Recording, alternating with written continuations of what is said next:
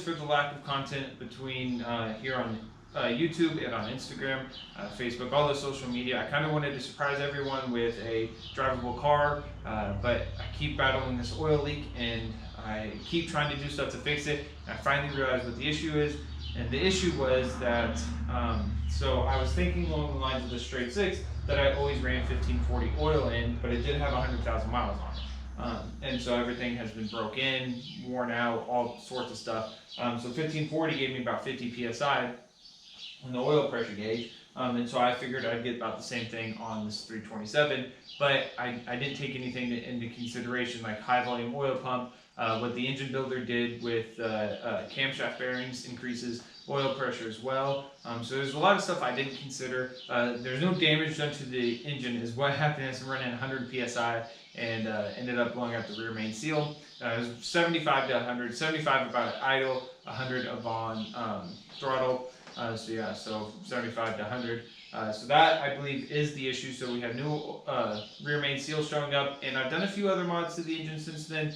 You know, with a build like this, you never know what you're getting into, and you have to change parts up. So I do have some new parts that I will show you guys when the engine's out, so that way you guys get a good view of it. So right now I'm draining the oil and coolant, and now I got a few other things before I'm ready to pull it. But first things first, I need to get this off the engine hoist or engine stand, so that way I can put the 327 on here. And so I will catch you guys in a second.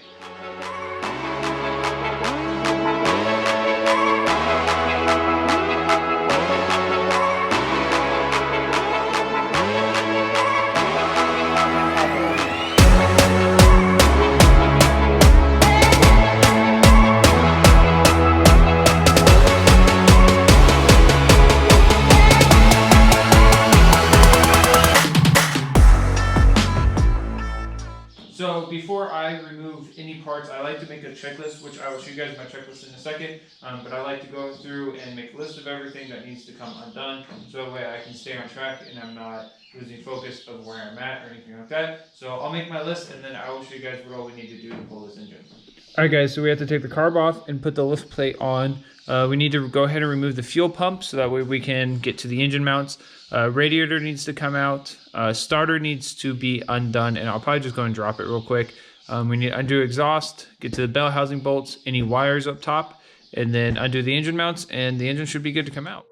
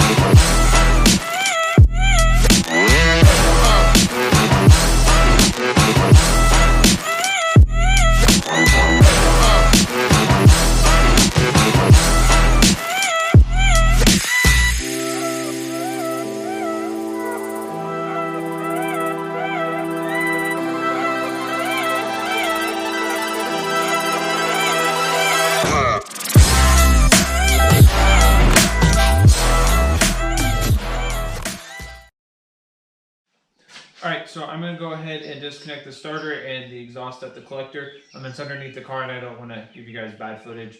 So I'm going to go ahead and do that and I will update you guys in a second. So all that is really left is the bell housing. I have the exhaust and the starter off. In order to do the bell housing, I need to jack up the transmission a little bit. That way whenever I do the bell housing, it won't just sit there and sag.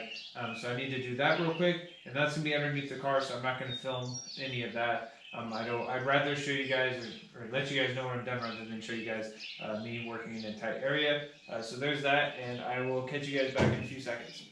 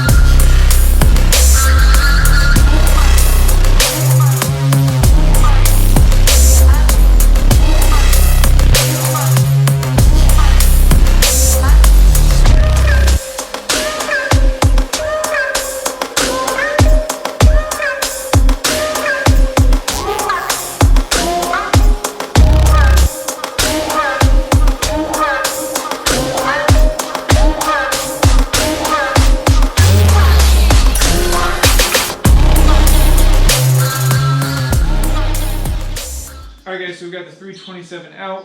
Real quick, I'm going to go over some of the things I plan to change. Also, I did paint this water pump, but it is still rusting on me.